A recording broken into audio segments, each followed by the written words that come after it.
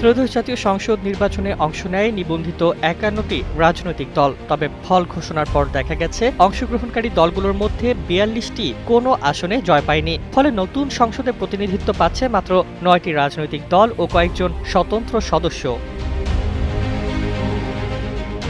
বাংলাদেশ নির্বাচন কমিশন ঘোষিত ২৯৭টি আসনের ফল অনুযায়ী সংখ্যাগরিষ্ঠতা পেয়েছে বিএনপি ২০৯টি আসনে। দ্বিতীয় সর্বোচ্চ আসন পেয়েছে বাংলাদেশ জামায়াতে ইসলামী ৬৮টি আসনে। এনসিপি পেয়েছে ৬টি এবং বাংলাদেশ খেলাফত মজলিস ২টি আসন। এছাড়া ইসলামী আন্দোলন, গণ অধিকার পরিষদ, বাংলাদেশ জাতীয় পার্টি, গণসংহতি আন্দোলন ও খেলাফত মজলিস একটি করে আসন পেয়েছে।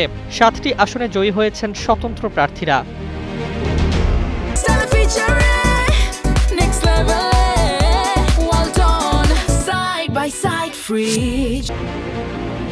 ফল বিশ্লেষণে দেখা যায় অনেক ছোট ও মাঝারি দল শতাধিক আসনে প্রার্থী দিলেও শেষ পর্যন্ত শূন্য হাতে ফিরেছে। রাজনৈতিক বিশ্লেষকদের মতে বড় দলকেন্দ্রিক মেরুকরণ, জোটভিত্তিক নির্বাচন ও কৌশলগত ভোটিংয়ের কারণে ছোট দলগুলো টিকে থাকতে পারেনি।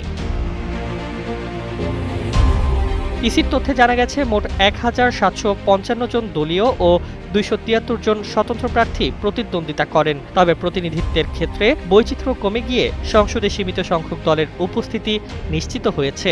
এবারের নির্বাচন তাই ৪২টি দলের জন্য রইল হতাশার অধ্যায়।